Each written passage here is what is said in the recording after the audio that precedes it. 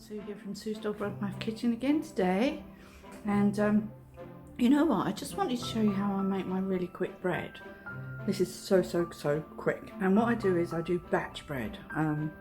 It is a lot denser than your normal type bread. I don't make like normal type bread. This is like a really dense bread, but this really does work for me and for Simon because we love our bread. But excuse me. Anyway, I'm just going to turn the camera around, show you the ingredients you need and the method. Okay, so it's really simple, and I hope you enjoy it. Bye. So I have all the ingredients here, which is not much. You don't need much ingredients for this. So all you need is the yeast. So the yeast I use is this one. This is Fermapan or something. I just put a new batch in here.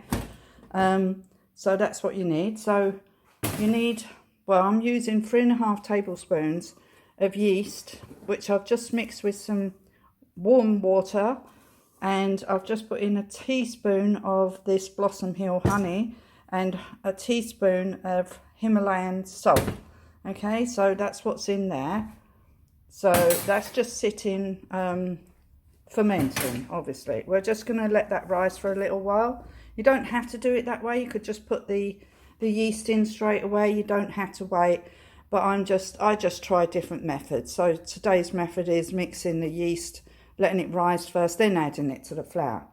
What else you will need is a bucket. So I have this bucket here, which I just rinsed out, which I use. This is one of my buckets that what comes in this? It's something to do with something. Anyway, the animals, I think. And so I've been using this bucket for ages. So if you've got a bucket, something with a lid, you need something with a lid. And what you do is you just prop it on. You do not seal it. You just prop it on, and that's what you need. So you need a bucket to make your batch bread in. A big bucket. I mean, look, I've got a massive bucket here. I'm making a spelt bread. And what I do is use half spelt and then half stone ground strong whole grain flour. Okay, so that's what I'm using, and the quantities are quite large. So anyway, so that's that. You need to weigh everything out. You don't have to have your own ground flour. You could just use normal, you could just use strong flour. You could just use like wholemeal flour with normal flour, half and half. You can use white strong flour, or you can just use you know, normal plain flour mixed with some strong flour. I just experiment and try different things. I've been doing this for ages now, and I make these batches. So I'm just going to show you how I weigh out my spelt grains. So what we're going to do is we're going to use this scales here, and we're going to tip some of this in here. And you usually use cups, because I found this recipe on an American website. So this is 1 cup. I'm going to use a pound of spelt flour, which is in here. Well, I will convert this for you into metric, but I like pounds and ounces, being an older person. And we're going to use half a pound of this strong ground whole grain flour. Okay, so hopefully this is just as good as this, but I doubt it. That is 100% wholemeal flour in there. So in here is the spelt, and in here is the whole grain flour. Okay, so what we're going to do is we've got our yeast here. Look, it's nearly done. So we're going to tip these into this bucket.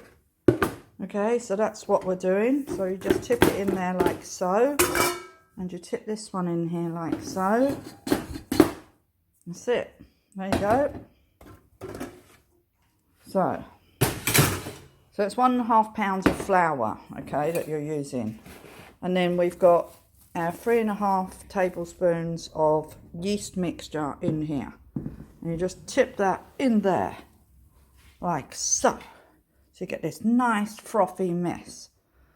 Hold on, I just need to get that out. Got all that out, so that's just the yeast with the flour. Then you need some water. So You need about, I usually just eyeball it, but you need about sort of, I don't know how much that is. I will have to be a bit more precise if I'm trying to tell people how to do this, eh? So what is that? I can't see because I haven't got my glasses on this stupid pot. So let's say we're going to put 200 mils of water. So what we'll do is we've put half hot and now we're going to put half cold. We've got 300 mils of tepid water in here. Well, just a little bit past tepid, a bit hotter than that. And remember, we've also used about 100 mils of water for our mixing our yeast together with the water, okay? So we're just going to eyeball this. So we just tip a little bit in. Don't use it all. Use about half. I need to take my ring off. You're going to hand in and you're just going to work it, right? You're just going to work the flour with the water, okay? Like so. It's quite difficult to do it with one hand because you need to stop the thing from moving. And that's what you do. If you need to add a bit more flour, you can. That's what I do. I just do it like this, and then if I need a bit more flour, add a bit more flour. Need a bit more water, add a bit more water. And don't knead it, you're just mixing it with your hand. That's all you're doing, okay? You don't knead it. Okay, I'll just put the camera around because I can't do it, okay? What I've done is, see, I've got this mixture in this bucket. I just left it for a few minutes because I had to go outside and speak to some people.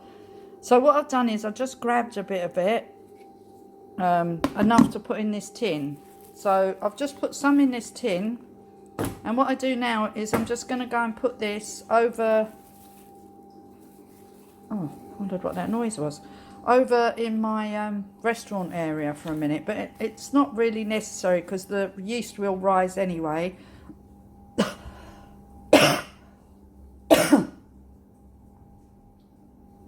The yeast will rise anyway, and once it's risen, all you do is just put it in the fridge, in the oven. So that's it. It's really, really simple. There's no kneading involved. This is no knead bread. You do not spend hours kneading it.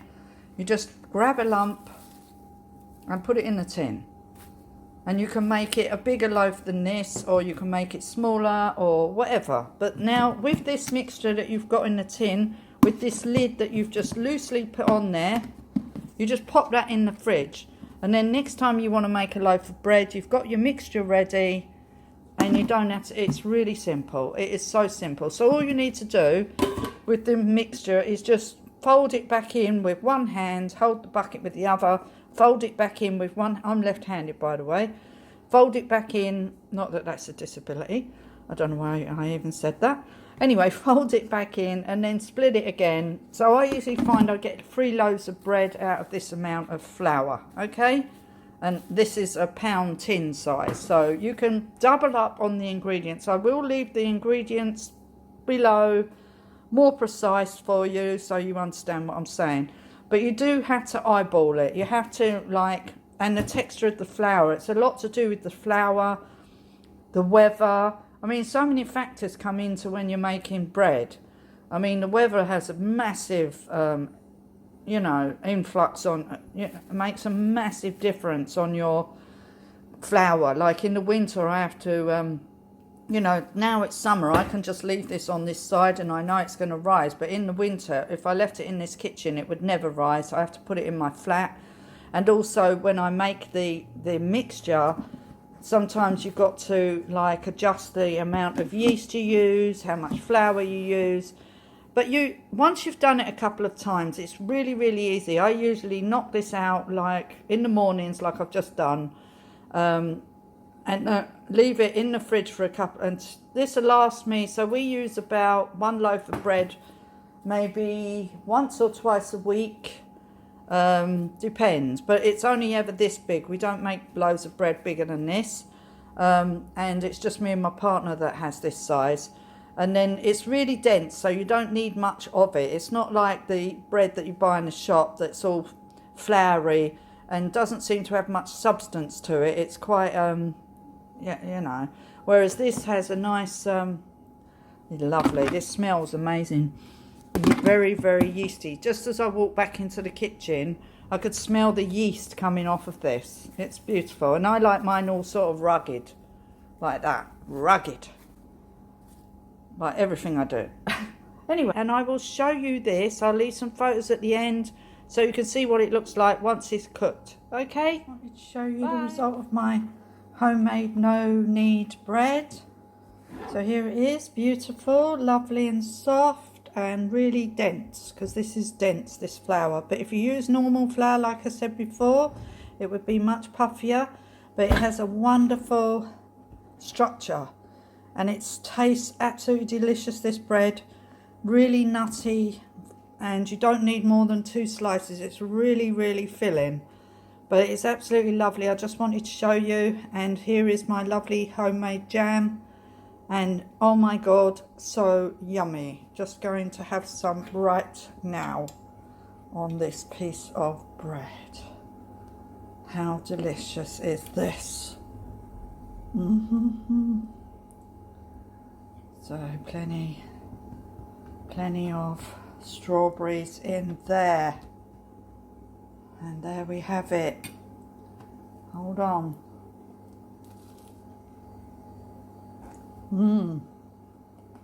Oh yeah. That is delicious. So if you want the recipe for this bread or this jam, take a look below for this video for the bread, and take a look at my jam video for this homemade strawberry jam. Okay? Thank you for watching. Bye.